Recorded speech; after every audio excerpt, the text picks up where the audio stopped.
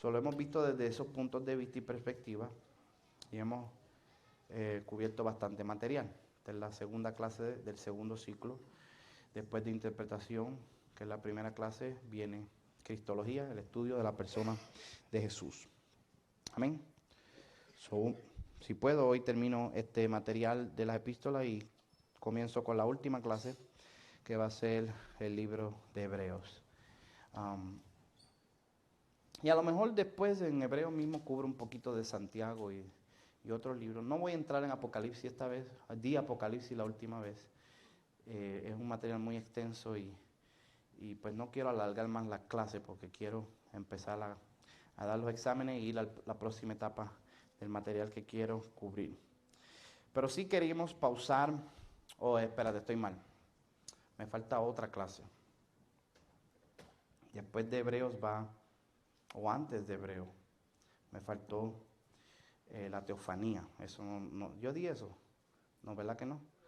Termino las epístolas, voy para Epifanía y después Hebreos. Son como 2 o 3 clases más. Es que quería terminar ya, pero ya mismo terminamos. Si logro cubrir este material hoy, terminamos con las epístolas y entonces vamos al Antiguo Testamento y vamos a ver las manifestaciones de Jesús en el Antiguo Pacto. Y luego terminamos con Hebreo. Ok, como manera de introducción, como siempre, ¿por qué es importante esta clase? Bueno, hemos dicho y en forma de repaso ahora repetimos que detrás de todas las mentiras, las herejías, las distorsiones de la palabra de Dios, siempre está una mala interpretación, confusión o ignorancia acerca de la revelación de la persona de Jesús. Fíjate qué interesante. Esta clase no es solo información por llenarnos la cabeza de conocimiento. De por sí, el conocer, el estudio de la persona de Jesús, quién Dios es en Jesucristo, el Mesías, Jesús el Mesías. Esto te protege de que no caigamos en falsa doctrina, en las blasfemias y las cosas que hoy en día distorsionan el Evangelio. Porque si usted analiza cuidadosamente, cuando no hay visión clara, cuando no hay perspectiva definida y establecida de quién es Jesús, y cuando hablo de Jesús no estoy hablando simplemente de información, estoy hablando lo que abarca la revelación de su persona, su visión, su obra y su espíritu. Cuando no hay eso establecido, entonces la palabra empieza a tomar otra énfasis. Y recuérdate que la palabra, el énfasis de la palabra es Jesús.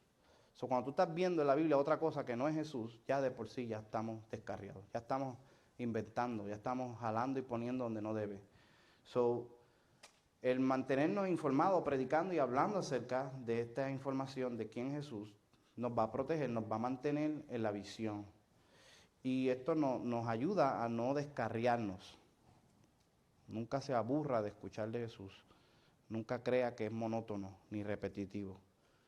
Yo siempre he dicho que el principio cristocéntrico, que todo apunta a Jesús, a veces se oye como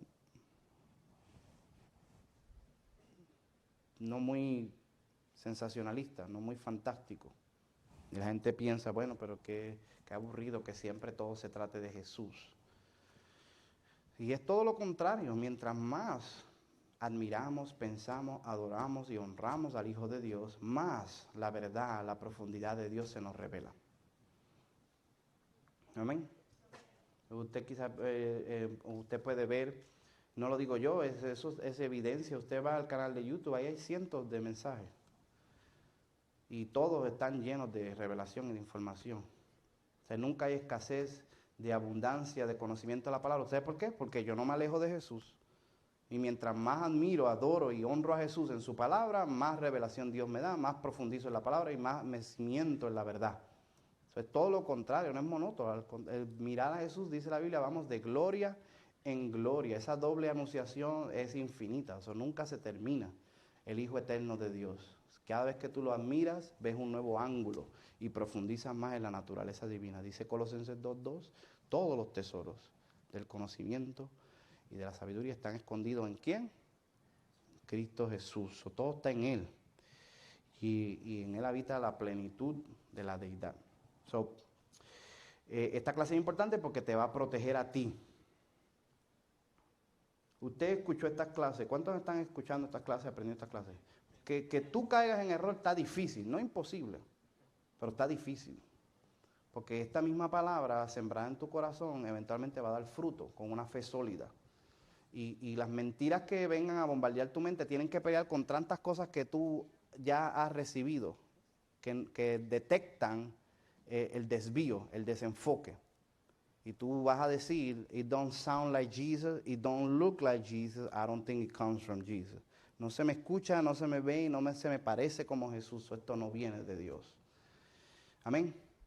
Pero no solamente eso, detrás de todas las bendiciones, manifestaciones y tesoros de gloria que disfrutamos en comunión e intimidad con Dios, está siempre un profundo, claro y abundante conocimiento de quién Dios es en la persona de Jesús, especialmente en el escudriñar de las Escrituras. No solamente nos protegemos del error, las clases de cristología son importantes porque no vamos a crecer en todo lo que Dios tiene si nos alejamos de Jesús. Esto lo aprendí yo en escuela bíblica. La escuela que yo estaba bajo la cobertura de una iglesia, y en la iglesia había manifestaciones de avivamiento continuamente, y estudiábamos históricamente que siempre que ha venido un mover de gracia, un avivamiento, un derramamiento del Espíritu, detrás de eso siempre hubo una revelación fresca de Jesús, un avivar nuevo de redescubrir las verdades de lo que la palabra dice acerca de Jesús. Entonces es literalmente profundizar en Dios, crecer en intimidad, buscar más comunión y disfrutar las cosas de Dios. Los tesoros de Dios están escondidos en la revelación de quién es Jesús. No podemos disfrutar o esperar una gran amplitud de vida espiritual y de triunfo en nuestra fe si no estamos profundizando y creciendo en el conocimiento del Hijo de Dios. Eso es lo que dice la Biblia, que sea fortalecido con poder en el hombre interior, lleno de todo el conocimiento de Dios. Y el conocimiento de Dios es quién Dios es la persona de Jesús. Amén. Esas son dos razones por la cual es importante. Por si acaso usted se pregunta, ¿para qué yo quiero saber esto? Porque hay veces que uno en la actitud de uno y en la mente de uno, a veces uno no sabe por qué estoy aprendiendo todo esto. Hay razones, es importante. Y a veces quizá la gente viene. Yo no sé si usted reconoce, admira o aprecia lo que tiene en esta iglesia. Pero usted no tiene que, yo lo aprecio. Y yo quiero que usted sepa que la razón por la cual, así de chavados como estamos, no estamos peor, es porque no nos hemos alejado de Jesús. Estamos predicando la palabra. Entonces, quizás algunas personas vienen y dicen, wow, qué tremenda manifestación del Espíritu Santo. Oh, wow, qué hermoso lo que se está manifestando en esa iglesia con los hermanos. Oh, qué tremendo lo que está sucediendo. Porque hay gente que dice eso. Aunque usted no lo crea y no lo diga, hay quien lo dice. Hay quien oye los rumores y dice, de verdad eso pasa en la iglesia. Aquí han venido gente de otros lugares y han dicho, y de verdad usted no le está pagando a nadie eso. Shh, no digas nada. Eso le sale del corazón a las personas, que le sale del corazón. Sí, porque ven y dicen, wow, qué serviciales, qué amorosos y qué detallistas los hermanos aquí, como trabajan en las cámaras, en el sonido, en la música y preparan cosas. Y eso es por amor. Y la gente quizá ve eso y cree que eso es así porque nosotros tenemos la cara bonita o porque somos buenos. No, es porque estamos predicando a Jesús. Y Jesús nos está transformando, nos está poniendo de su espíritu, su visión, y estamos siendo como Él. Y es Él en nosotros y a través de nosotros haciendo su voluntad.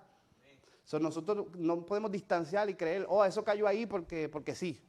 Porque sí cayó la unción. No, porque se estuvo predicando a Jesús, se estuvo profundizando y Dios, el Espíritu Santo, empezó a hacer la obra en nuestros corazones. Y ahora vemos los frutos. Y vamos a ver muchas cosas más gloriosas. De aquí se van a levantar personas que van a predicar y van a enseñar y Dios los va a usar poderosamente. Amén. ¿Pero por qué? Porque se está predicando a Jesús. Ese es el enfoque y eso es lo que causa esas manifestaciones del Espíritu Santo. Vamos a ver, a medida que sigamos profundizando en estas clases, vamos a ver más de Dios en nuestra vida de congregación, nuestra vida personal, en nuestra intimidad con Dios. Se supone que ya, creo yo, que ya se supone que usted esté madurando. ¿Cuánto está viendo más de Dios en su vida personal? Usted va a ir creciendo más porque está profundizando en las Escrituras. Ok. Si una cosa que podemos resumir que estamos estudiando en esta clase es que la Biblia jugó un papel bien importante, podemos decir prominente, en el entendimiento y la formación de la perspectiva que tenían los discípulos acerca de la persona de Jesús. Eso lo hemos visto a profundidad. Mateo, Marcos, Lucas, Juan, las epístolas y todo lo que hemos estudiado hasta el día de hoy nos han ido al trasfondo antiguo testamentario. ¿Se han fijado en eso? Qué tremendo. Que el Antiguo Testamento es lo que ilumina la fe que tenemos en la visión del Nuevo Testamento, en los evangelios específicamente y en las epístolas que hemos estudiado. Y toda esta riqueza de la palabra te enseña qué importante es escudriñar y encontrar el contexto original, porque la Biblia fue la que les ayudó a ellos profundizar en quién era Jesús. ¿Se recuerda que Pablo tuvo esta gran revelación de Jesús, que se le apareció en una revelación gloriosa? Pero él habla en Gálatas que después de ese gran encuentro, él fue a estudiar y a meditar, y estuvo 3 años apartado, y buscando y escudriñando. Entonces, él tenía una experiencia, pero él tenía que centrar o organizar esa experiencia alrededor de lo que había sido decretado en las Escrituras. Amén. Y podemos decir lo mismo de nuestro mismo Señor y Salvador, que Él dijo continuamente, escudriñar las Escrituras, porque ellas son las que apuntan de mí. Jesús no encontró su identidad, su propósito eterno, a pesar de ser divino 100%, fuera de el contexto de un análisis profundo de lo que la palabra decía de Él. Entonces, vemos que es bien importante trabajar la palabra. Y eso va en contra de lo que hoy en día, la gente hoy en día, no sé, tiene una mentalidad que diluye y suaviza y simplifica y entonces diluimos y seguimos diluyendo y ya estamos bien brutos todos. Porque seguimos bajando la vara y bajando la vara y bajando la vara. Y el tren, me dicen en inglés, la moda ahora es que los servicios, el mensaje son 20 minutos. Y la adoración 15. Todo bien short. Bien corto, porque la idea es diluir, bajarle, para que sea más palpable. Entonces, 20 minutos, entonces nada que sea confrontador, nada que sea mucha palabra, porque la gente no sabe la Biblia, y nada de que los haga pensar mucho, porque la gente tune you off. Porque todo ahora tiene que ser visual. Yo no sé si usted se ha dado cuenta, ahora todo el mensaje ahora es con drama y con película. Bueno, aquí mismo en Houston hay una iglesia que eso es un show, todos los domingos es un show. Y traen motoras, igual las motoras vuelan así, y él hace un punto sencillito. Y todo es visual, porque hay que emocionarte, y hay que pasarte un masaje, y tú tienes que ver algo y sentir algo, porque si no te duermes o te vas temprano de la iglesia.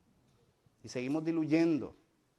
Entonces, si la fe de Jesús y de los discípulos encontrada en la Biblia está tan cimentada en las Escrituras, pues entonces nos hemos metido en un problema, porque no queremos abrir la Biblia, no queremos estudiar, pero queremos la fe de los discípulos. No va a funcionar. Y a veces, lo que necesitamos es, ¿quiere que le dé una revelación? ¿Cuántos quieren una revelación? Mira, lo que tú y yo necesitamos es romper el tren, la moda. Tú haz la moda. ¿Me entiendes lo que te quiero decir? Mira, para dar un ejemplo estúpido, pero es para que se entienda.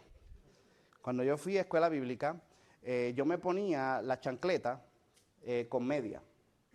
Eso es una ridiculez. Bueno, para los americanos era una ridiculez, pues las chancletas se ponen con los pies así solo, ¿verdad? Pero yo me las ponía con media.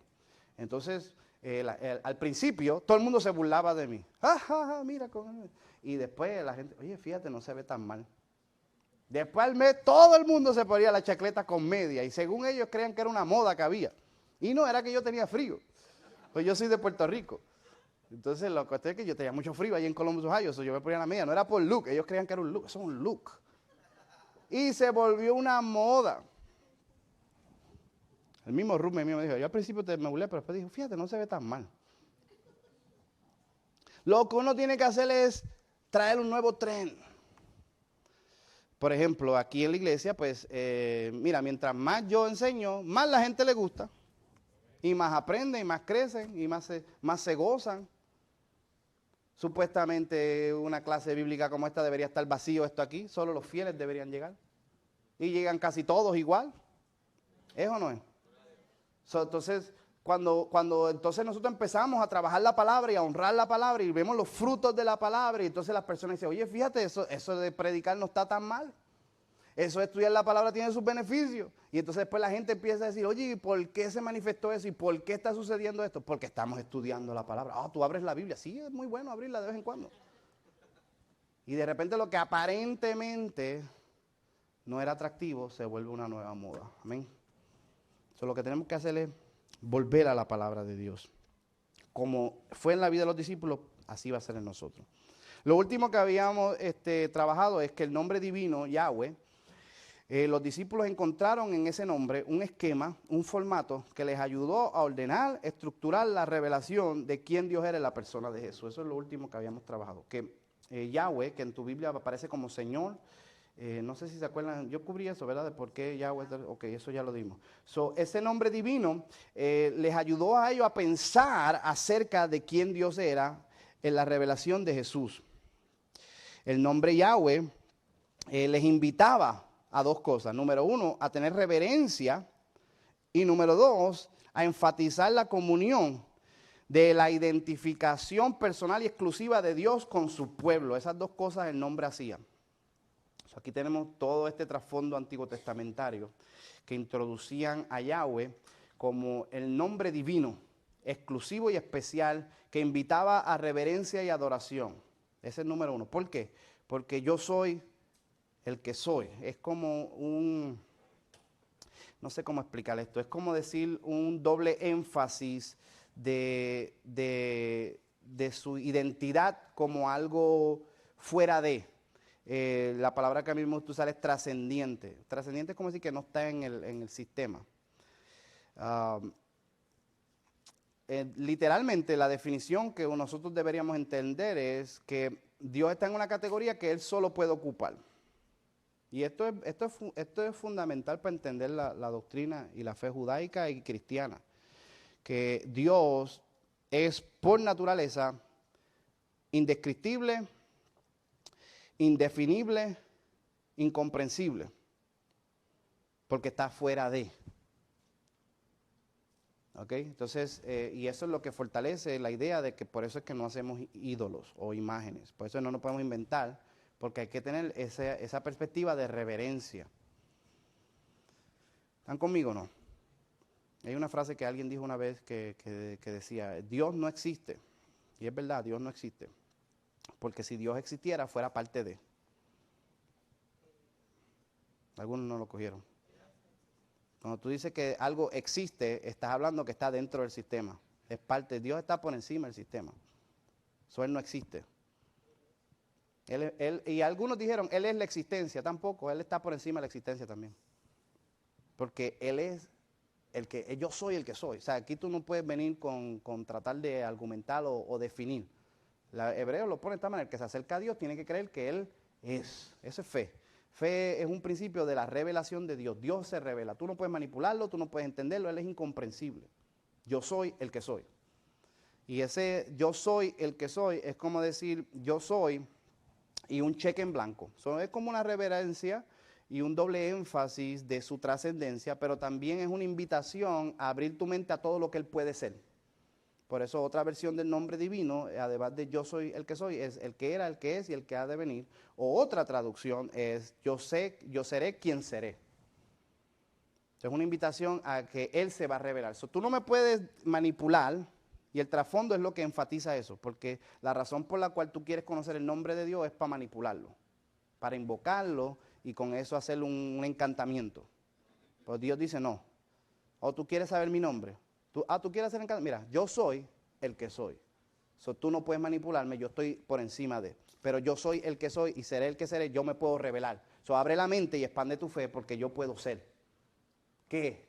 Ya que yo te revele, yo te revelaré.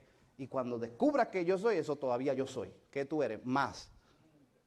¿Ves el principio de progresión? Que invita a la reverencia.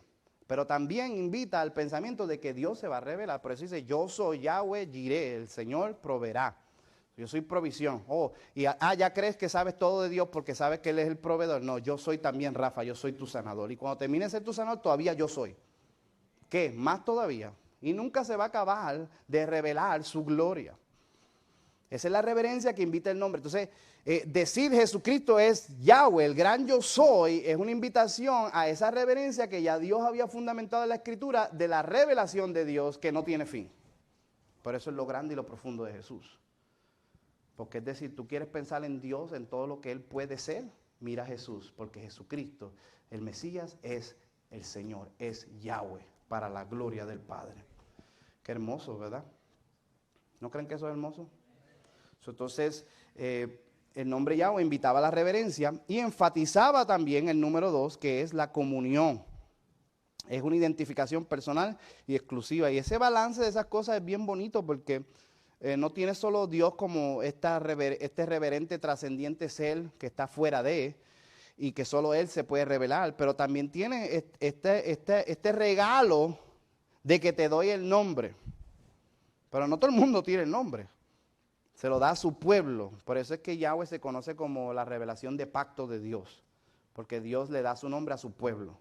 Y dentro del pueblo, el pueblo manejaba el nombre. El sumo sacerdote solamente él pronunciaba ese nombre una vez al año en el lugar santísimo. Y luego antes de morir se lo comunicaba al que iba a ser el próximo. La pronunciación se perdió porque nadie sabía cómo era. Porque no sé. Pero la invitación de darte el nombre era como algo personal. No sé si este punto se lo puedo hacer... Este es un balance no solo reverente, sino tenemos algo íntimo. Esto no es tan complejo, es bien sencillo. Cuando tú conoces a una persona, una de las maneras que la persona entra en algún tipo de relación más íntima contigo es que te deja saber su nombre. ¿Es o no es? Entonces, cuando la persona a la cual tú lo invitas a usar el nombre, te llama por tu nombre, ya entra lo personal. ¿Es o no es? Voy a dar un ejemplo estúpido. Es estúpido, pero es para que se entienda. Cuando yo juego baloncesto, los muchachos juegan y no saben los nombres. De Puerto Rican Assassin. Tienen sobrenombre tienen. ¿Me entiendes? Dicen el escopeta, el escopetero, porque ese sí las tira todas. El mordido, o sea, ellos inventan, hay uno le dicen old school. Old school, me imagino que es porque juegan a lo viejo o son viejos. Entonces, todos tienen sobrenombre, pero después de mucho tiempo jugar, los muchachos llegan a un punto que dice, hey, what's your name? Entonces tú le dices el nombre y después ya cuando juegan, cuando te dicen Rubén, ya es diferente, porque ya es más personalizado. Y no todo el mundo se atreve a usar los nombres. Como usted no se atrevería a llamar a una persona por su nombre, solamente porque sabe el nombre o porque oyó el nombre, ¿verdad que no? El nombre se usa cuando hay relación. Al Dios darle este regalo de pacto con su pueblo, es algo exclusivo, está invitando a algo personalizado. No es solamente reverente y algo que invita a la revelación de Dios progresiva, también tiene este toque exclusivo personal de la identidad divina de Dios. ¿No creen que eso es tremendo? Y por eso es que Yahweh, en este balance de lo trascendiente y lo humano, podemos decir lo divino y lo personal, invita a los discípulos a pensar qué bien se acopla esto a Jesús de Nazaret, que literalmente es la encarnación de Yahweh en toda su gloria. ¿Están conmigo? Entonces, y Dios siempre, para ponerle aquí un poquito de salsa al caldo, para que tenga algo práctico, Dios siempre nos llama a tener este balance. Dios no quiere que tú seas tan reverente que no tengas nada personalizado. Pero Dios no quiere que tampoco tú seas tan personalizado que se te olvide lo reverente. Tú tienes que tener como un balance. ¿Lo ven o no? Entonces Dios quiere que tú estés cómodo en su presencia y venga y te quite los zapatos y tú estés gozándote con tu Padre, pero que no llegue un punto que se te olvide que Él es santo y que Él es el que se revela a tu vida, que tú no empieces ahora a tomarte libertades más allá de las que Él te dio. Pero tampoco quiere que tú seas tan reverente que todo el tiempo estés intimidado de que Dios no se va a agradar de ti. No sé. Yo pienso que un ejemplo bueno puede ser los padres. en la casa, ¿verdad? Yo creo que un padre, uno siempre tiene mucha confianza con un padre, ¿verdad que sí? Creo yo, no sé. Uno se siente bien, bien cómodo. Uno sabe que el papá no se va a molestar así por cualquier cosa. Pero por más cómodo que tú estés con tu padre, tú nunca le pierdes el respeto. ¿Verdad que no? Cuando él dice algo, y ya se cayó. Tú puedes debatir con tu hermano y hasta insultar a tu madre, pero cuando el papá dice algo, y se acabó ya. Papi dijo eso. Pero está mal, olvídate. Porque por más cómodo que uno esté con los papás de uno nunca le pierde al padre como la reverencia. Entonces es lo mismo con Dios. Dios quiere que uno se sienta cómodo, personalizado con Él, que uno se identifique de una manera íntima, que uno sepa que uno tiene una relación exclusiva y sienta esa libertad hermosa, pero que siempre esté consciente de la reverencia que merece Dios por ser Dios. Todo eso está encerrado en el nombre Yahweh. Era como Dios diciendo, en esto puedo ser revelado continuamente, progresivamente, manifestando quién yo soy. Y ahora en el Nuevo Testamento sabemos que en el Hijo, Yahweh siempre deseaba mostrar su gloria y toda su naturaleza divina. El nombre, podemos decir, era un anticipo, un preludio, que ya estaba encerrando lo que el secreto iba a revelar en el futuro. Esto del nombre iba a consumarse en la persona de Jesús completamente. Al Hijo venir en la humanidad, heredó humanamente lo que ya era de Él según su naturaleza divina. Fíjate cómo todas estas cosas que ya habían sido introducidas en el Antiguo Testamento se resumen, se consuman y se manifiestan tan perfectamente en Jesús. Porque tenemos que Dios siempre había dicho Yahweh como el formato donde Él se revela, su nombre divino. Y nosotros usamos el nombre con reverencia, pero también con identidad personalizada. Ahora el Jesús heredar en la humanidad este nombre que ya era de Él en su naturaleza divina. Nos dice Jesucristo, el Señor, es Yahweh. Jesucristo el Mesías.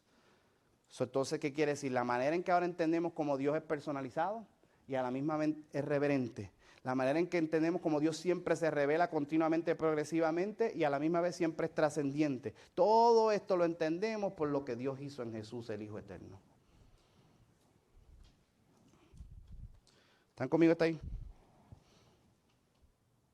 Entonces, este pensar o este formato que parece ser que es lo que está detrás de la mente de los discípulos. Eso ya lo vimos en Filipenses 2 y lo vimos en las diferentes escrituras que hemos cubierto. Al ellos pensar como Yahweh, el Señor, cumplía un formato que les ayudaba a pensar acerca de quién era Jesús más claramente, más específicamente, ellos le celebraron la flexibilidad que este término encerraba. Y esto es importante para entender la Biblia, es importante también para pensar escrituralmente. La Biblia, los pensadores bíblicos celebraban la flexibilidad. La gente se cree que la gente que estudiaba las escrituras y interpretaba eran bien rígidos y no, eran bien abiertos, les gustaban los términos flexibles. Y la gente se confunde a veces porque la gente dice o es esto o es lo otro. Puede ser los dos y algo más. You got it o no? Por ejemplo, Yahweh, que en la versión griega era Adonai, que reemplazaba el nombre divino, se traducía como Señor, y Señor ya de por sí involucraba, era el nombre divino originalmente, pero decir Señor en vez del nombre divino le añadía algo, y el sabor que le añadía era que Él era el dueño o el maestro, el owner, ¿cómo se dice owner? El dueño, ya dije dueño, ¿el qué? El propietario, ¿qué? Eso mismo. Entonces, eso le añadía un sabor. Entonces, yo decir que Jesús es el Señor, es como decir, pues Él es mi dueño. Él es el amo. Él es el soberano. Pero también Señor, específicamente en el primer siglo, en el tiempo de Jesús, tenía una connotación de imperio, de reinado, porque el único que se le podía decir Señor era el César, que era el emperador. Entonces también se volvió un término conflictivo. Por eso era que los cristianos se metían en problemas. Los cristianos se metían en problemas no porque decir que Jesús era Yahweh. A los romanos les importaba un bledo que fuera Yahweh. O Adonai, o el Shaddai, Elohim, el Eterno. Di lo que tú quieras. A mí no me molesta. No digas que es el Señor. Porque entonces estás diciendo que el César no lo es. Estás diciendo que hay otro rey. Y a ellos no les molestaba pues sí, más me gusta. Es que hay otro rey, se llama Jesús. Ahora, los romanos no sabían o no estaban claros que no estaba hablando un emperador natural, pero a los cristianos, mira la fe de ellos, a ellos no les importaba. Y si me meto en problemas por decir esto, mejor todavía. A pesar de que el Señor simplemente reemplazaba el nombre divino, no les molestara que se interpretara como dueño y como emperador. ¿Están conmigo? Entonces esa flexibilidad les ayudaba a pensar acerca de Jesús más claramente. Era celebrada. Un ejemplo de eso, mira Romanos 14:7, para que veamos otro ejemplo. Hemos dicho un montón en la Biblia, pero hoy me voy a tratar de enfatizar o enfocar en Romanos. Mira lo que dice Romanos 14:7. Y aquí vemos un ejemplo de esta flexibilidad. Sabemos, por lo que hemos estudiado hasta ahora, que cuando la Biblia dice Jesús es el Señor, esa frase Señor invocaba o invitaba el nombre divino. Eso ya lo hemos probado. Pero también podemos estudiar y podemos ver que también no solamente invitaba el nombre divino, pensaba en una interpretación de que Jesús es el Rey, emperador y soberano, y dueño, ¿qué? Eso mismo, de nosotros, de nuestra alma, de nuestro ser. Mira lo que dice aquí en el verso 7 de Romanos 14. Dice, pues no vivimos para nosotros mismos, ni morimos para nosotros mismos. Si vivimos es para honrar al Señor. Y si morimos es para honrar al Señor. Entonces, tanto si vivimos como si morimos, pertenecemos al Señor. Cristo, Mesías, murió y resucitó con este propósito, para ser Señor de los vivos y de los muertos. ¿Lo ven ahí conmigo? ¿Por qué entonces juzgas a otro creyente? ¿Por qué menosprecias a otro creyente? Recuerda que todos estaremos delante del tribunal de Dios, pues dicen las Escrituras, tan cierto que yo vivo, dice el Señor, toda rodilla se doblará ante mí y toda lengua confesará a Dios y le dará alabanza. ¿Lo vieron? Es cierto, cada uno de nosotros tendrá que responder por sí mismo ante Dios. Por lo tanto, aquí vemos la flexibilidad de que de cada creyente Jesús es el dueño, el Señor. Y entonces nosotros estaremos delante de Él a dar cuentas a Él porque Él es el Señor, el emperador. ¿Por qué? Porque dice la Biblia, cierto dijo Yahweh el Señor. Y para esto mismo Jesús vino, murió, para ser Señor de los que viven, tanto como de los muertos. Él es el Señor de todo. O sea, aquí vemos un ejemplo clásico de una porción bíblica donde los tres sentidos de Señor, el nombre divino, citado en el Antiguo Testamento, ahí no, eso no está abierto a interpretación, ahí está clarito. Y el control de Jesús sobre los que viven y los que mueren, y el propósito de su vida, de morir y resucitar para sentarse en el trono, interpreta a Señor como emperador, como dueño y como Yahweh. ¿Están aprendiendo algo hoy? Entonces, y de hecho esto es de todas las porciones que hemos compartido hasta hoy, que son un montón, son textos que usted puede aprender, debe memorizar y por lo menos saber cómo cita, porque todos estos textos refuerzan la identidad divina de Jesús. Este texto usted lo puede predicar como apologética para defender el estatus divino de Jesús, porque aquí dice que nosotros no vivimos para nosotros, ni morimos para nosotros, sino para el Señor, que puede ser interpretado como Yahweh. Right? Pertenecemos al Señor, y dice, por eso Cristo murió y resucitó, para ser Señor de los que viven, de los vivos y de los muertos. Dice, ¿por qué juzgas a otro creyente? Todos estaremos delante del tribunal de Dios. Entonces, literalmente el tribunal de Dios es el tribunal de Jesús. Lo que está invitando a pensar que Jesús tiene estatus divino porque Él es el único que tiene la capacidad de juzgar. Y recuérdate que dentro del trasfondo judaico el único que juzga es Dios. El único que se sienta en el trono es Dios. Nadie más se puede sentar. Entonces aquí Jesús está sentado en el trono y toda lengua tiene que confesar ante Él y Él es el que establece el juicio. lo estamos interpretando desde el punto de vista para que vean la flexibilidad del término Señor, pero lo puedes utilizar como apologética, como defender o dar razones de la fe para confirmar la divinidad de Jesús, como 100% divino y 100% humano. Amén. En el libro de Romanos, mira lo que dice Romanos 1:1. Este término Señor es utilizado de principio a fin. Ya les di esa escritura en el capítulo 14, pero está introducida desde el mismo principio. Quizás podemos ver resumidamente que Romano está tratando de hacer un argumento de que es bien importante entender la revelación de quién Dios es en la persona de Jesús como la clave del propósito de Dios para los hombres en la tierra. Y esto es bien, yo no sé por qué a veces la gente no ve esto, yo he buscado información de esto, no he encontrado nada, no sé. Yo no sé si yo soy el único que lo ve, estoy seguro que hay alguien que lo ha visto, pero esto no es muy popular. Pero se lo voy a mostrar claritito en la Biblia. Mira lo que dice aquí. Dice, yo Pablo, esclavo de Cristo Jesús y elegido por Dios para ser apóstol, enviado a predicar su buena noticia. ¿Lo ven ahí? Ok. Esa frase, buena noticia o evangelio, buenas nuevas, okay, no es algo que se inventó Pablo. Eso no es una innovación de él. Esto es algo que tiene un trasfondo escritural. Y es importante conocerlo. Porque aquí dice que Pablo es esclavo del Mesías Jesús y fue elegido por Dios para ser un apóstol a proclamar la buena noticia. Y él va a explicar cuál es la buena noticia.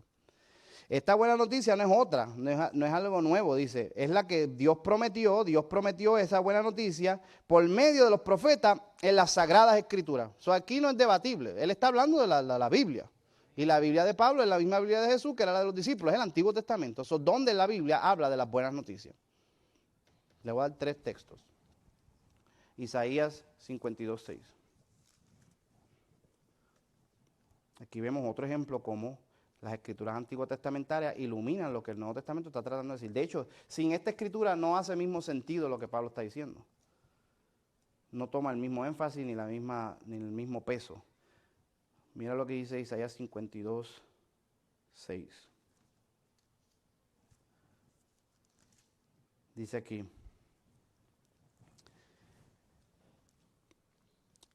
Pero yo revelaré mi nombre a mi pueblo. Estoy leyendo el verso 6, sí, ¿verdad? Dice, y llegará a conocer mi poder. Entonces, por fin mi pueblo reconocerá que yo soy quien habla. ¿Estás leyendo conmigo? Qué hermosos son sobre los montes los pies del mensajero que trae buenas noticias. Ahí está la buena noticia. Buenas noticias de paz y de salvación. Las noticias de que el Dios de Israel reina. Los centinelas gritan y cantan de alegría. Porque con sus propios ojos ven al Señor regresando a Jerusalén. Que las ruinas de Jerusalén canten de alegría porque el Señor ha consolado a su pueblo. Ha redimido a Jerusalén. El Señor ha manifestado su santo poder ante los ojos de todas las naciones. Y todos los confines de la tierra verán la victoria del Dios nuestro. Salgan y dejen atrás su cautiverio, donde todo lo que tocan es impuro. Salgan de allí y purifíquense, ustedes que vuelven a su tierra con los objetos sagrados del Señor. Aquí vemos que la buena noticia es que Dios va a revelar su nombre. La buena noticia es que el Dios de Israel va a reinar. La buena noticia es que Dios va a revelar su salvación y Dios mismo va a regresar a su pueblo. Entonces, de alguna manera Pablo está diciendo eso se cumplió en Jesús. Amén. O esto está hablando de Jesús en otras palabras. Mira lo que dice Isaías 49. Esta es la otra escritura que habla sobre las buenas noticias. dice el verso 9 de Isaías 40, un poquito para atrás, dice ahí, del 9 al 11, dice, oh Sión, mensajera de buenas noticias, grita desde las cimas de los montes, grita lo más fuerte, oh Jerusalén, grita y no tengas miedo, dile a las ciudades de Judá, aquí viene su Dios. Sí, el Señor soberano viene con poder y reinará con brazo poderoso. Miren, Él trae consigo su recompensa. Alimentará su rebaño como un pastor, que quiere decir rey. Llevará en sus brazos los corderos y los mantendrá cerca de su corazón. Guiará con delicadeza a las ovejas con crías. Mira, el Señor reina, aquí viene tu Dios. Esta es la buena noticia, que la salvación de Dios se va a revelar. Esta es la buena noticia, que van a ver a Dios con poder. Esta es la buena noticia, que tiene que ser proclamada, tiene que ser anunciada. Cuando Pablo dice, yo soy esclavo de Jesús, separado como mensajero apóstol para la buena noticia de Dios que está en las Escrituras, esto es lo que él tiene en mente. De que Dios dijo que se va a aparecer, su reino se va a establecer, tu Dios reina, dice, mira, ahí tu Dios reina, su reino se va a establecer, todo ojo va a ver la gloria de Dios y van a contemplar su autoridad, su justicia, porque Dios se va a hacer rey, Él va a ser el pastor sobre su pueblo y va a revelar su poder y su gloria, su verdad, su autoridad. Otra escritura más, mira lo que dice Isaías 61, esta es un poquito más conocida que las otras. El Espíritu del Señor está sobre mí, porque el Señor me ha ungido para llevar buenas noticias, buenas noticias, buenas noticias. Ahí están las buenas noticias, ¿lo vieron? ¿Qué dice?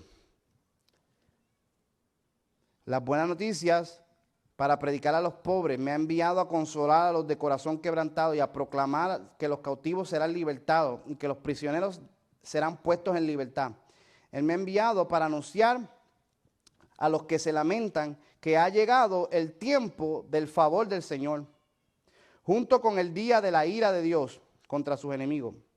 A todos los que se lamentan en Israel les dará una corona de belleza en lugar de ceniza, una gozosa bendición en lugar de luto, una festiva alabanza en lugar de desesperación.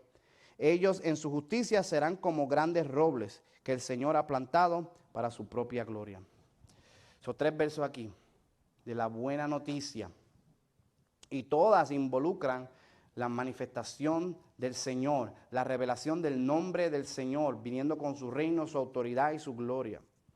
¿Se recuerdan? Este es el texto que en Lucas 4 Jesús leyó, y todo el mundo interpretó que él está diciendo que él es el Mesías, el ungido.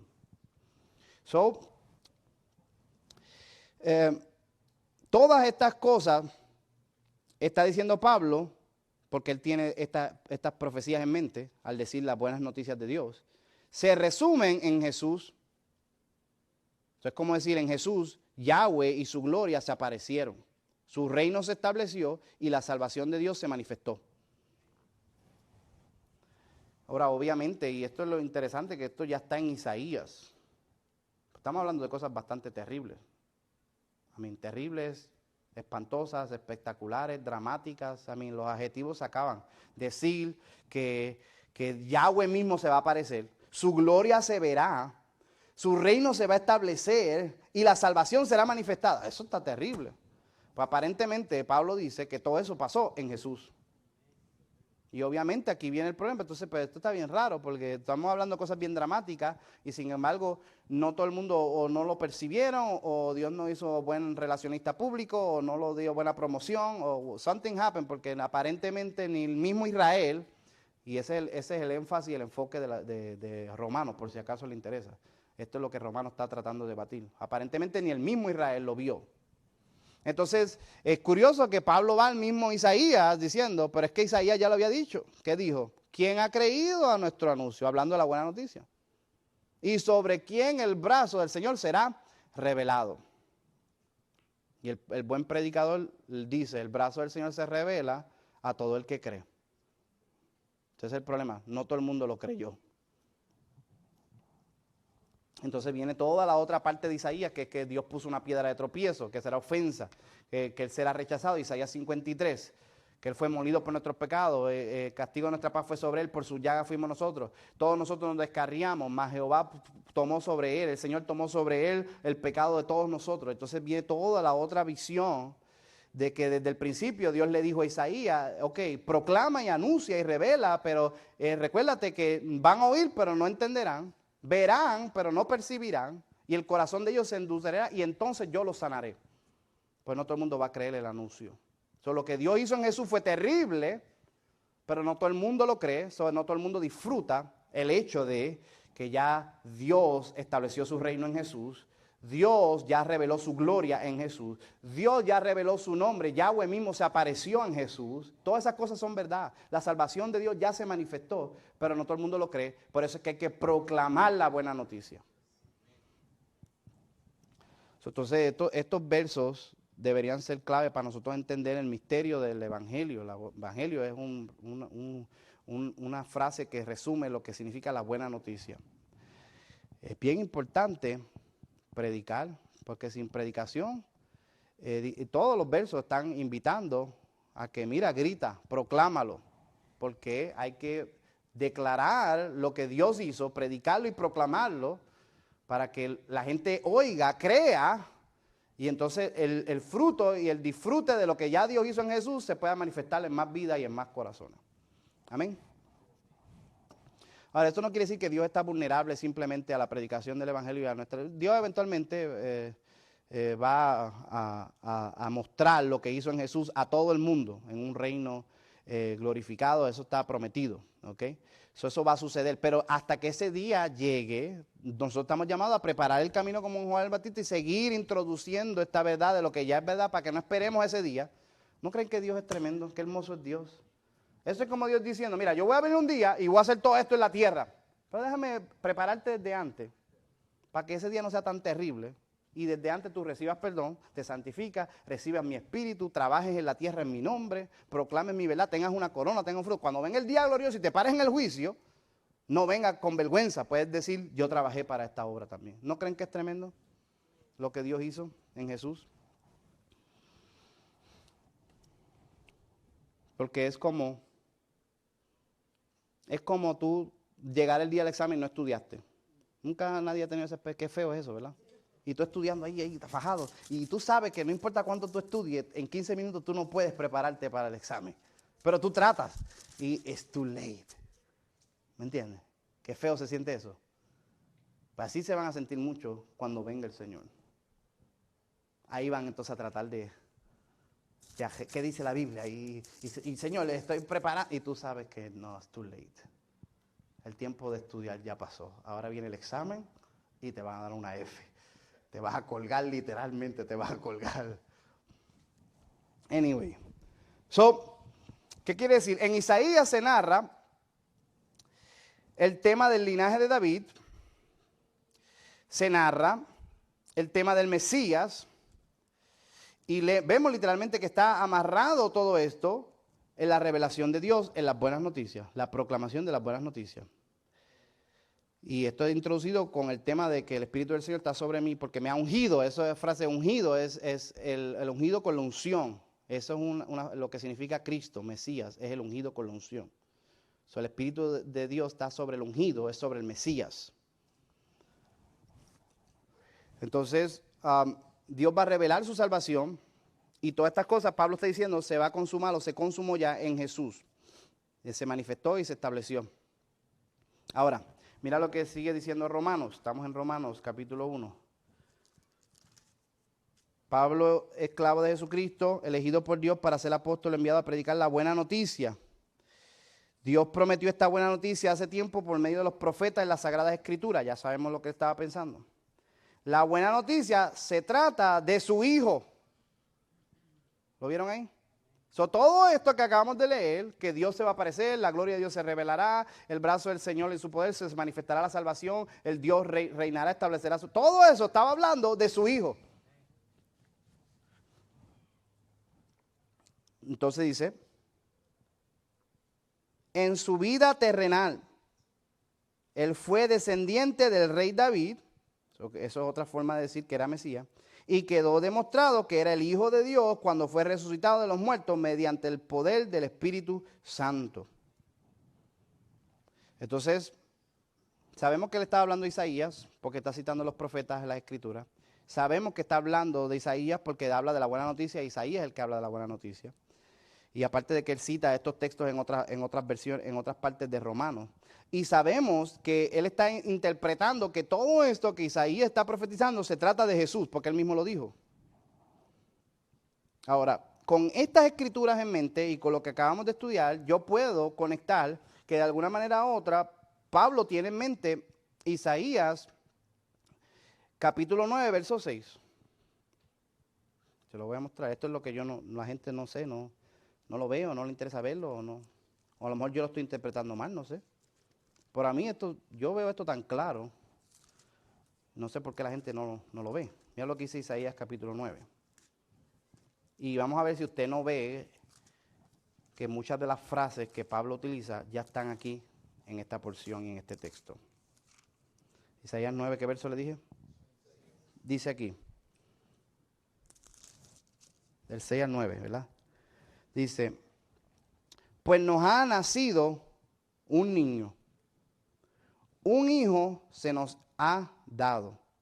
El gobierno descansará sobre sus hombros y será llamado Consejero Maravilloso, Dios Poderoso, Padre Eterno, Príncipe de Paz. Su gobierno y la paz nunca tendrá fin. Reinará con imparcialidad y justicia desde el trono de su antepasado David por toda la eternidad. El ferviente compromiso del Señor de los ejércitos celestiales ha declarado que esto suceda. Fíjate que dice ahí, usa la palabra niño, usa la palabra hijo, usa el linaje de David y habla del reino de Dios y del nombre del Señor también. Nombre secreto, el nombre divino, eso lo vamos a estudiar después más adelante, cuando vayamos al ángel del Señor. Ahora, Pablo está viendo, aún en Isaías 9, no solamente que Jesús manifestó el reino de Dios en Isaías 40, Isaías 61, Isaías 52, estas promesas se consumaron en Jesús, sino que está viendo que ya dentro de Isaías estaba prometido que iba a venir el Hijo Eterno de la naturaleza humana y compartiendo su naturaleza divina. De alguna manera, si vemos la conexión, está diciendo, pues nos ha nacido un niño, eso es naturaleza humana, porque solo los niños humanos nacen. Un hijo se nos es dado, eso no nació, el hijo no nació, el hijo fue dado. Eso quiere decir naturaleza divina, porque el hijo ya existía. El evangelio es de su hijo, el hijo eterno que existía. El niño nace, pero el hijo es dado. Naturaleza humana y naturaleza divina unidas en una sola persona, Jesús el Señor. Y entonces ahí se puede decir, este es Emmanuel, este es consejero, este es maravilloso, este es poderoso, este es Padre eterno, este es príncipe, este es el que viene del linaje de David, tomando la descendencia de David para establecer las promesas de Dios y tener el reino eterno de Dios. Ahí mismo tenemos en Isaías, capítulo 9, Isaías 40, Isaías 61, Isaías 52, todo el evangelio completo, ya prefigurado en el Antiguo Testamento. Y Pablo lo está desglosando y proclamando para que nos admiremos de que esta es la buena noticia. La buena noticia se trata de su Hijo. Hay que predicar a su Hijo, conocer a su Hijo y entender cómo Dios en su Hijo estableció su reino, mostró su gloria, reveló su nombre. Jesucristo es Yahweh. Esta es la gran admiración, este es el gran secreto, esto es lo que vamos a decir nosotros, admirable, maravilloso, consejero, Padre eterno, Dios fuerte. Esto es lo que establece el reino de Dios. El reino de Dios en toda su salvación, su gloria y su manifestación está encerrada en el secreto de conocer quién es Jesús. 100% humano, 100% divino, en una sola persona.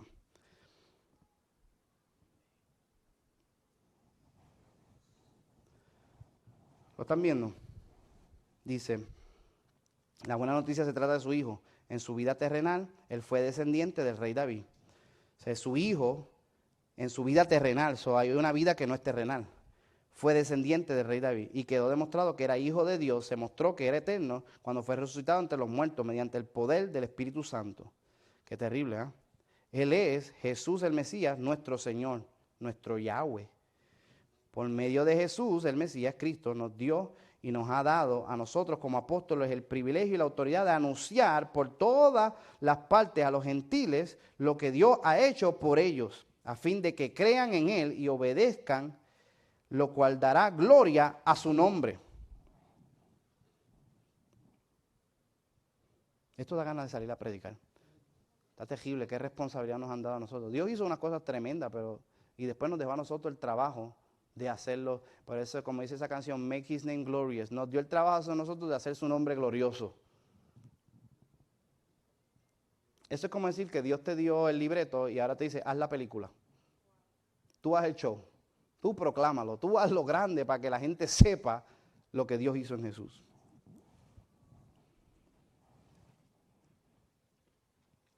Aleluya. Entonces, ¿qué verso me quedé? Ustedes están incluidos, ¿cuántos están incluidos? Entre los gentiles que fueron llamados a pertenecer a Jesús, el Mesías, Jesucristo. Les escribo a todos ustedes, los amados de Dios que están en Roma, son llamados a ser pueblo santo. Que Dios, nuestro Padre, y el Yahweh, Jesucristo, el Mesías, les dé gracia y paz. Amén. So, la paz, la gloria, la gracia viene del Padre y del Hijo, por lo que Dios hizo en Jesús. ¿No creen que es hermoso?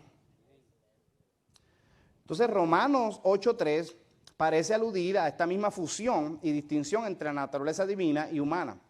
So, Romanos 8:3 nos ayuda a confirmar de que esto está en la mente de Pablo, o esta es la interpretación correcta. Ok, Pablo introduce la naturaleza humana y divina en una fusión de la persona de Jesús en Romanos 1, 2 y 3, pero luego alude o la confirma nuevamente que eso está en su mente en Romanos 8:3. Mira lo que dice Romanos 8:3.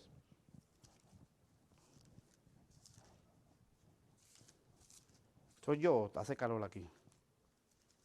¿Será que el aire no está funcionando? Yo lo prendí, no sé por qué no funciona. Dice aquí, ¿o si sienten el aire o no? ¿Sí está prendido? ¿No está prendido? ¿A lo mejor está apagado? ¿Sí está prendido? A lo mejor este jaque que está muy grueso. Ok, dice, el verso 3 dice, la ley de Moisés no podía salvarnos, porque nuestra naturaleza pecaminosa es débil. Así que Dios hizo lo que la ley no podía hacer. Él envió a su propio hijo. La buena noticia se trata de su hijo, que según la carne venía de la naturaleza de David. Lo vean ahí del linaje de David. Dice, Él envió a su hijo en un cuerpo como el que nosotros los pecadores tenemos. En ese cuerpo, mediante la entrega de Jesús, de su hijo, como sacrificio por los pecados, Dios declaró el fin del dominio del pecado que tenía sobre nosotros. Romanos 1, Romanos 8:3, al igual que Filipenses 2, Colosenses 2, todas las escrituras, vemos aquí que hay una reflexión en la mente de los discípulos que nos enseña que había un propósito por el cual el Hijo Eterno tenía que venir humanamente y la naturaleza divina tenía que usar esa humanidad para cumplir los propósitos de Dios. No solamente para cumplir lo que la Escritura había dicho y lo que la Escritura prometía, sino porque no había otra forma a través de la cual Dios podía hacer la obra que quería hacer en la humanidad. El Hijo tenía que tomar la humanidad, había un propósito, si no el propósito de Dios para nosotros no se podía cumplir. Entonces, nosotros éramos incapaces de cumplir los mandamientos. Dios tenía que enviar a un Hijo Eterno que tomara la humanidad para que a través de ese sacrificio que hizo por los pecados nosotros podamos recibir la herencia y la promesa como humanos. Amén. ¿Se está entendiendo o no?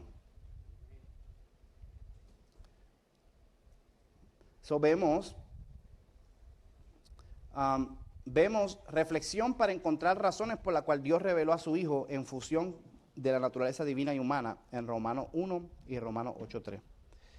Y luego vamos a ver en Hebreos también. Vamos a ponerlo de esta manera. Es como decir, esto es lo que Dios quiere hacer. Dios quiere salvar a la humanidad, para que la humanidad vuelva a regresar a lo que originalmente Dios intencionó cuando los creó, que fuera la corona de la creación, su imagen y su semejanza. Ese es el plan original. Pero el pecado es algo bien terrible. El pecado es algo que es como, yo digo que es como una mancha que no se puede quitar. Qué horrible, ¿verdad? El pecado no se quita. Es como, porque es una ofensa eterna contra un ser eterno. Y la única respuesta a una ofensa eterna contra un ser eterno es una eterna condenación. Entonces, estamos chavados, en otras palabras. Porque pecamos, pero pecamos contra Dios. Y el problema es que Dios es eterno.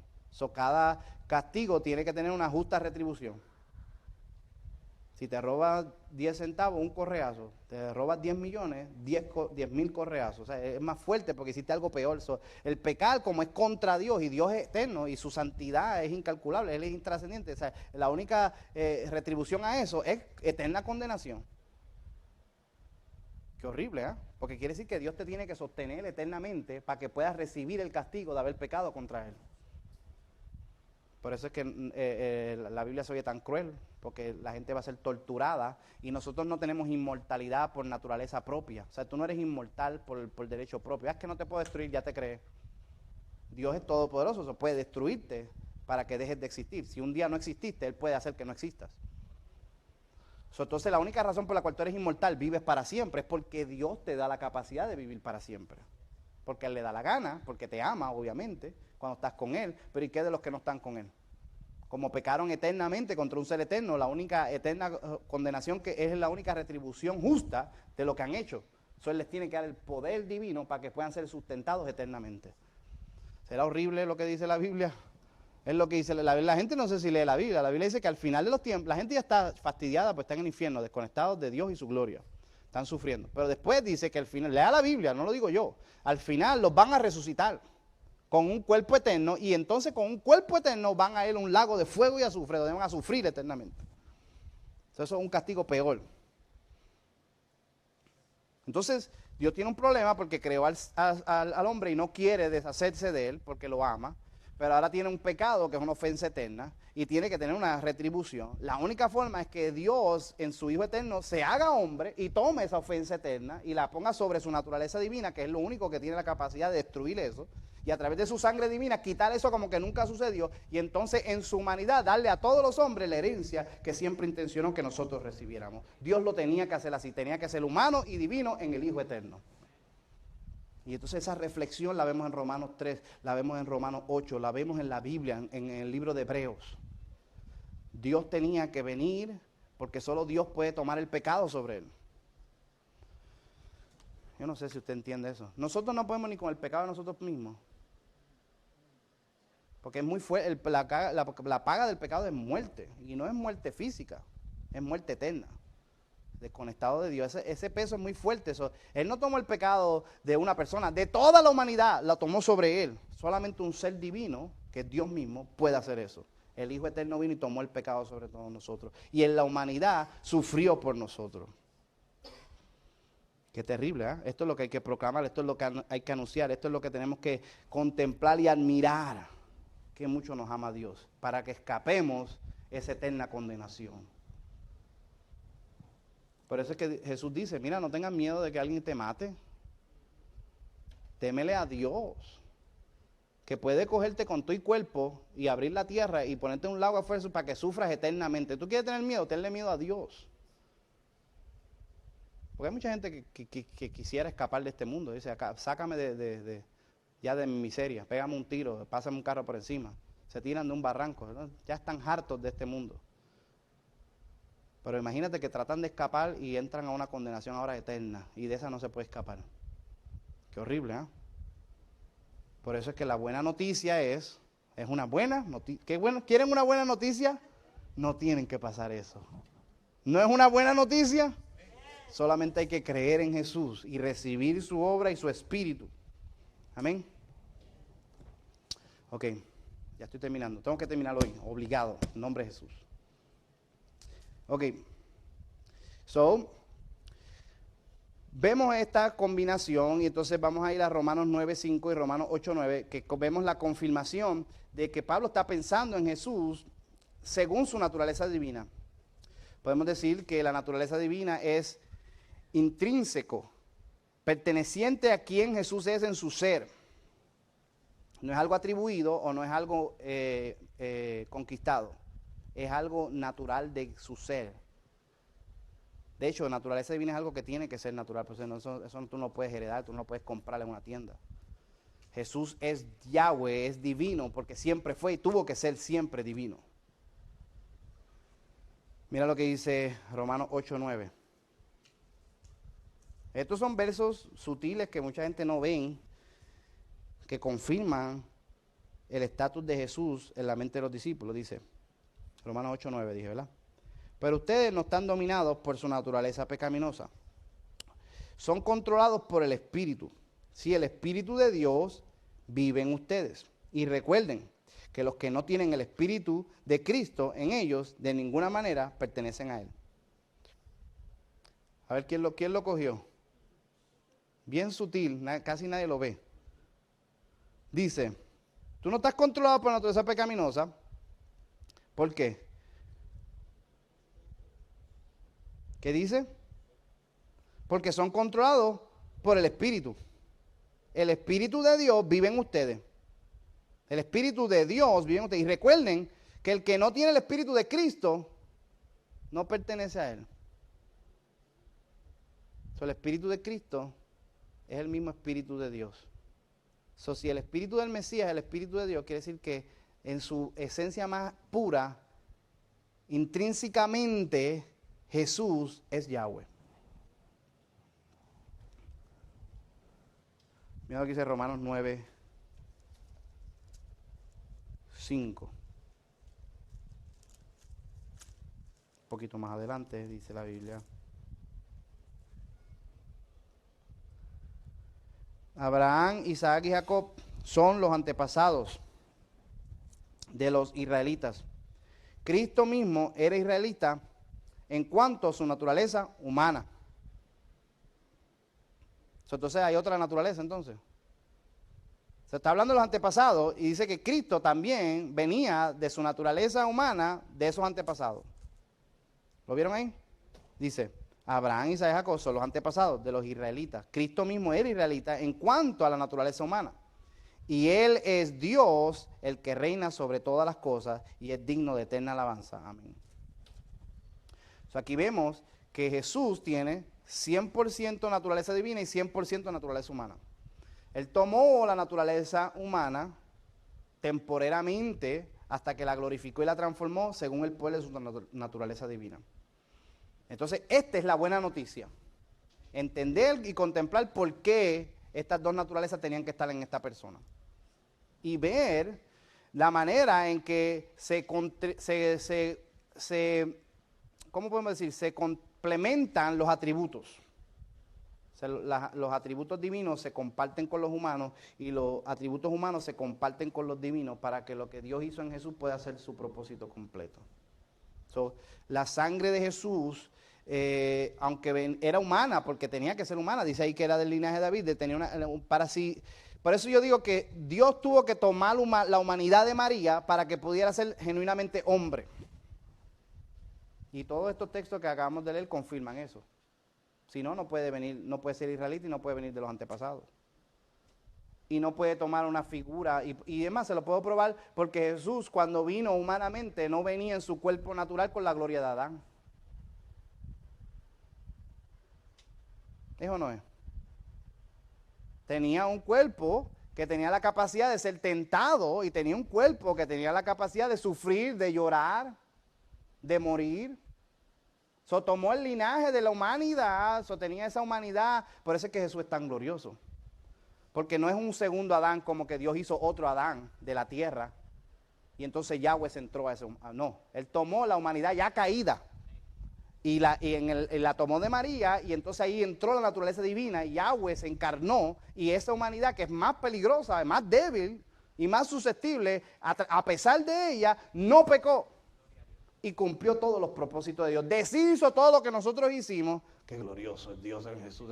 Deshizo todo eso, cumplió lo que se supone que hiciéramos y nos devolvió la herencia completa. Esta es la buena noticia. Entonces, la sangre era humana, Pero la naturaleza divina le transfería a la naturaleza humana la capacidad de que esa sangre ahora sea sangre divina y tenga el poder divino de erradicar pecados. Gloria a Dios. Eso está terrible. Rocéame con esa sangre. Humana pero divina. Tiene poder divino para quitar el pecado. No cubrirlo. No aparentar que no está ahí. No es como los nenes que limpian echando todos los juguetes debajo de la cama. Los desaparece y es como si nunca existieron. ¡Aleluya! Los pecados tuyos como si nunca fueron. ¿Cómo tú te comportarías? ¿Cómo tú vivieras? ¿Cómo tu conciencia estaría a tú salir esta noche si tú creyeras la buena noticia de que tus pecados son como que nunca sucedieron? Si recibes la sangre. No estoy hablando porque si recibes la obra de Jesús y crees la buena noticia. Por eso usted va a ver, y eso lo vamos a estudiar en hebreo después, que la táctica número del diablo es que tú no entiendas esto, para que sigas condenándote a pesar de que tus pecados ya fueron quitados. Y entonces tú te sigues remordiendo y tú sigues sufriendo y tú sigues tratando de ay, es que hice esto. Y no sabes que la sangre divina quitó eso. Y por eso es que tienes el Espíritu Santo, zángano. Si no, no tuvieras el Espíritu Santo. Yo trato de explicarles y la gente no lo entiende. Yo no era ni cristiano, ni estaba viviendo en santidad, ni era apóstol, ni profeta, ni sabía nada de la Biblia, y yo sabía eso. Yo sabía que si el Espíritu Santo está en mí, algo está pasando, que mi pecado no está causando que el Espíritu Santo se vaya. Yo lo sabía, porque yo, cuando Dios me salvó y el Espíritu Santo entró en mí, yo supe que entró en mí, porque lo sentí. Yo dije, Dios cometió un error. Bruto yo, y eso fue lo que yo pensé. Porque yo sé quién yo soy, lo malo que yo soy. Y yo voy a pecar, y cuando yo peque, voy a ofender a Dios. Y así como entró, se va a ir. Eso fue lo que yo pensé. Yo dije, es más, ¿y para qué esperar? Vamos a empezar ya a pecar. Para que yo no quería que Dios se ilusionara conmigo. Yo decía, déjame de mostrarle a Dios que se equivocó. Y empecé a pecar, y Dios no se iba. Y yo dije, pues tengo que pecar más. Y pecaba más. Y peor me sentía. Y cerraba los ojos y todavía estaba el Espíritu Santo. Y ahora era peor porque ahora estaba contristado. Yo sentía que Dios le dolía lo que estaba haciendo. Yo dije, pues si Dios no me va a dejar, a pesar de que estoy pecando, vino un pensamiento revolucionario. A lo mejor yo soy el que tengo que cambiar. Y ya yo sé que Dios no me va a dejar. Porque si me iba a dejar, ya me hubiera dejado. Porque de lo que yo hice, eso ya me hubiera dejado hace rato. No me va a dejar. Ahora, poco a poco, ayúdame, Espíritu Santo, a dejar todas estas cosas que tú quieres cambiar en mí. Y yo empecé solito, sabiendo que algo Dios estaba haciendo en Jesús que hacía que mis pecados no tuvieran las consecuencias que se supone que tuvieran, porque todavía tenía el Espíritu Santo. Y eso es lo que hace Jesús, nuestro intercesor, nuestro sumo sacerdote, hace que el Espíritu Santo no se vaya de dentro de ti. Tú lo que tienes que aprender a confesar, a aplicar la sangre y que esa obra del Espíritu Santo haga morir en ti las obras de la carne, es lo que dice la Biblia. Por el Espíritu hacen morir las obras de la carne. Y si tú no tienes el Espíritu de Dios, que es el Espíritu de Cristo, no estamos hablando de ti, no te preocupes. Estamos hablando para los que tienen este Espíritu, que no se va, porque la obra de Jesús, tú ahora con ese poder, tú puedes hacer morir las obras de la carne. Que alguien me hubiera enseñado eso a mí. Yo tantos años de sufrimiento porque nadie me explicó que Dios me amaba, que me perdonaba, que Él era mi sumo sacerdote. Yo no sabía eso. Yo me recuerdo, yo ahí en la discoteca bebiendo y no me podía emborrachar. Y bebía más, y me bebía así un gandugo que le decían zombie. Yo me tomaba la mitad de eso y el piso hacía así. Fum, fum. Y yo decía, me voy a caer. Hay un terremoto. Y yo decía, no, yo creo que es el zombie, que me hizo un zombie aquí. Y yo caminando así suave. Y cuando recibí a Jesús, me tomé el zombie completo y no me hizo nada. Después me sentía triste en la discoteca. Y yo miraba a toda la gente bailando. Y tú se va a ir al infierno. Y había una tipa ahí que quería bailar conmigo. Y me estaba moviendo así y meneando. Y yo, tú te vas al infierno. Y la tipa, tú me estás tripeando. Y yo, no. ¿Y qué tú haces aquí? Yo también me voy al infierno. Se fue a bailar con otro porque no me podía emborrachar, no podía disfrutar. Y me iba triste. Digo, Señor, ¿por qué no me dejas si soy un pecador, hijo del diablo? Y entonces empecé a pensar, a lo mejor yo no lo entiendo, pero a lo mejor Dios tiene un propósito para mi vida. Y yo soy el que tengo que cambiar. Y empecé a orar ahí, a lo loco ahí. Ayúdame, Dios, a dejar. Hice una lista de cosas que dejar. Lo primero que dejé fue la bebida. Vamos a dejar la bebida. Y después dejé el cigarrillo. Quiere decir que el cigarrillo me gustaba más que la bebida. Eso fue una revelación. Tuve muchas revelaciones ahí porque iba por orden. Entonces dejé la bebida y los cigarrillos me los fumaba así porque ya mismo los iba a dejar. Entonces, ya terminé la bebida, el último cigarrillo, lo fumé hasta más. Ya se acabó el cigarrillo. Después dejé el cigarrillo. Después dejé las mujeres. No es que me volví pato, sino que dejé de estar con esa cosa de mística con las mujeres y todas esas cosas. Y dejé la loca esa que yo decía que era novia, porque eso es un diablo lo que era eso. Dejé la loca esa, la mandé para la porra. Le prediqué el evangelio. ¿Por qué yo estoy hablando de esto? Ya vámonos, ¿verdad? Se desvió, pastor, completamente. A lo mejor esto bendice a alguien que está en la televisión. A mí no me importa ser ridículo. Cuando yo dejé la tipa esa, la loca esa, yo oré. Yo iba motivado, y la voy a dejar. Nombre de Jesús. Pero cuando llegué a la casa, me dio un miedo. Porque es que cada vez que la veo, se me olvida todo. Y me dio miedo. Me dio miedo y dice, no, con los ojos cerrados la voy a dejar, porque es que si la miro, es que era como una bruja, era como un demonio. Yo estaba embrujado. El perfume, me daba el perfume y ya era como que me hipnotizaba o algo. Y el diablo me decía, mira, todo eso para ti, todo eso para ti. Yo reprendo al diablo, fuera. Me dio miedo, entonces yo dije, Señor, tengo miedo de verle la cara. Si tú me ayudas, haz un milagro, que yo no tenga que decir nada. Entonces llegué a la casa, toqué la puerta, me contestó, ese fue el primer milagro, porque ella nunca me hacía caso. Entonces me abrió la puerta y me dijo, tú no tienes que decir nada. Ya yo sé que tú has cambiado, algo ha pasado en tu vida y tú tienes que, esta relación no es buena para ti porque Dios tiene un propósito. Y yo decía, el diablo profetizando. Porque esa tipa era bruta, pero era morona. Y ella hablaba bien elocuente y ella decía, Dios le puso unas palabras para que yo supiera, esa bruta no puede hablar así. Ella decía cosas bien bonitas y yo me quedé en shock y yo dije, gracias Padre Celestial. Y me fui y ni podía pensar que acababa de romper la relación, porque yo estaba en shock de que Dios contestó mi oración. Dios me oye. Y yo decía, debería estar triste, pero ni me importa, porque estoy sorprendido de que Dios escuchó mi oración. Yo oré antes de entrar a la casa y Dios me contestó. Eso fue de las últimas cosas que yo dejé. No me recuerdo ni cuál era la otra. Tenía una lista de cosas. Y ya al final, cuando ya pensaba que ya estaba bien santo, y ni había ido a la iglesia todavía. Y yo pensaba que estaba bien santo. Entonces después Dios me empezó, no, y todos esos pensamientos malos que tú tienes en la cabeza, yo me chave. Porque yo pensaba mal de todo el mundo. Yo veía una persona y decía, hijo de la madre, ¿qué quiere que te parte la que está mirando? ¿Qué quiere? Mira cómo está. Qué estúpido, ¿qué tú quieres? Yo pensaba mal de todo el mundo. A todo el mundo yo insultaba, a todo el mundo en mi mente. No ya por lo menos en la boca ya no salía. Y yo tenía como rencor en contra de las personas y cosas. Y yo decía, diantre, yo pienso bien mal de todo el mundo. Y yo arrepintiéndome. Y empecé a cambiar mis pensamientos.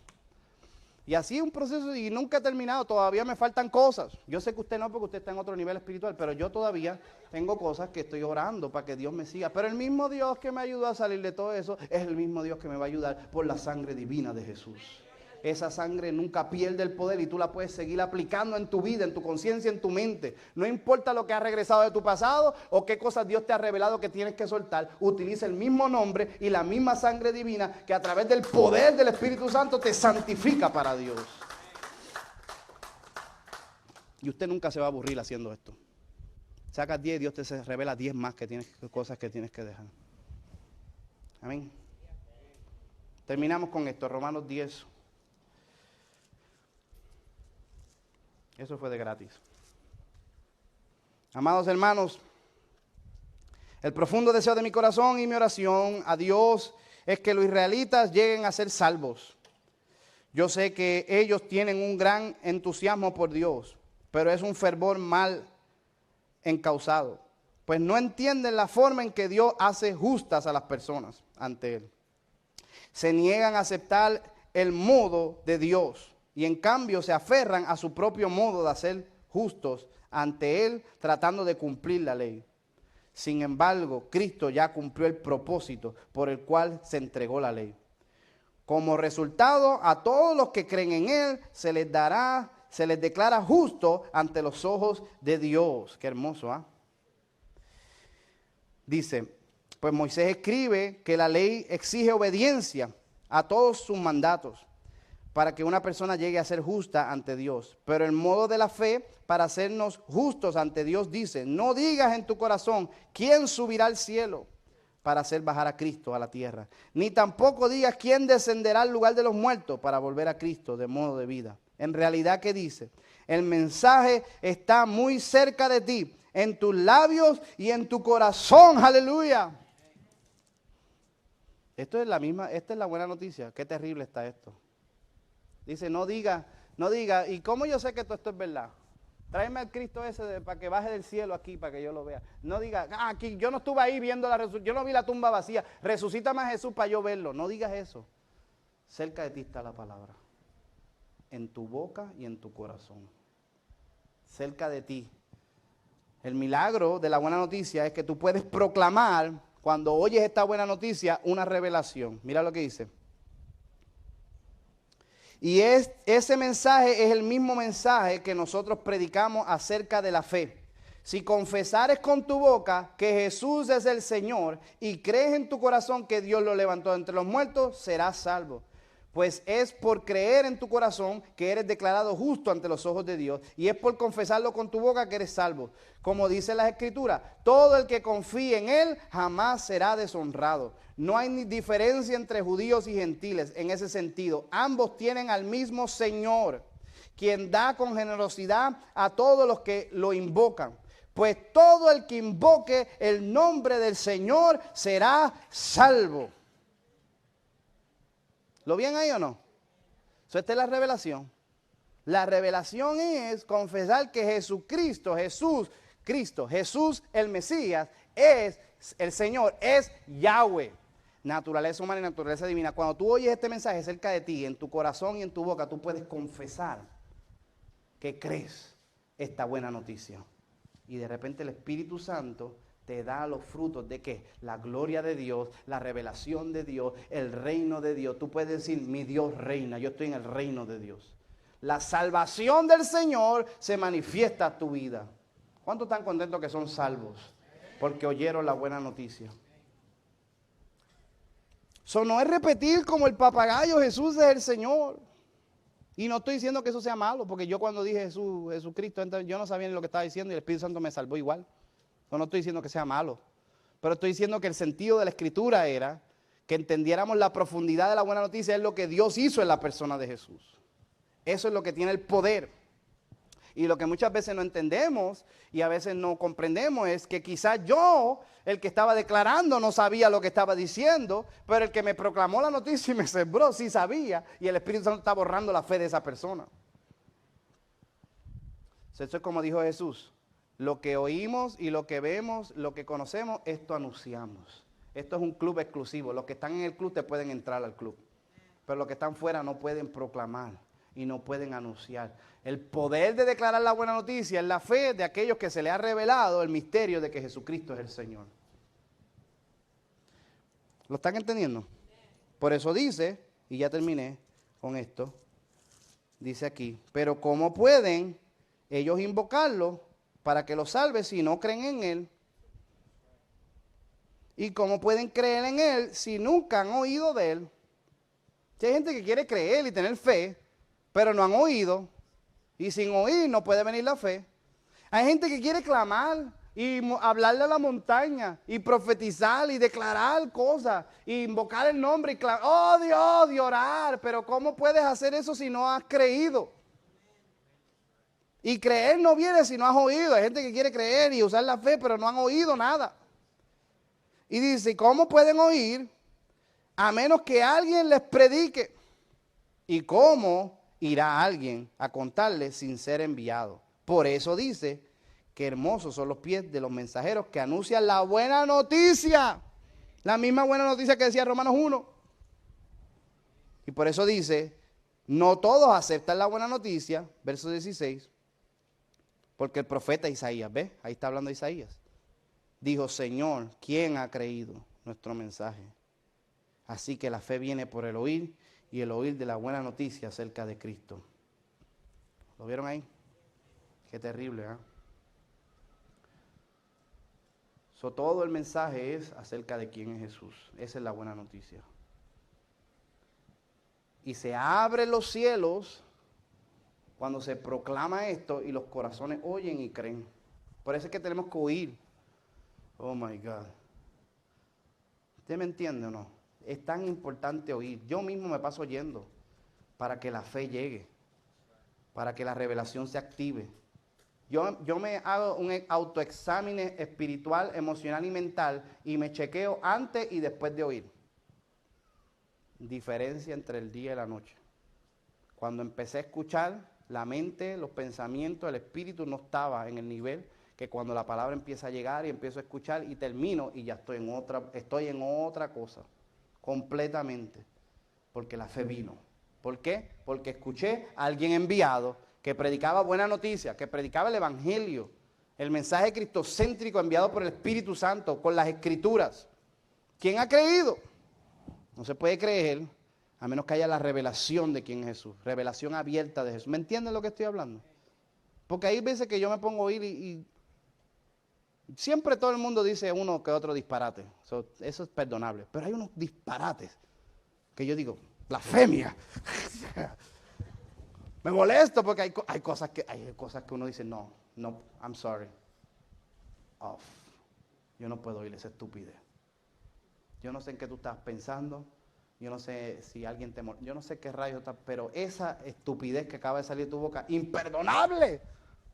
Yo no puedo oír eso. Porque yo necesito fe. Yo necesito algo que estimule mi espíritu. Porque yo quiero invocar el nombre del Señor. Yo quiero que mi oración, mi adoración y lo que yo clame tenga efectividad. Pero ahí dice que no se puede a menos que no escuches primero para que la fe llegue.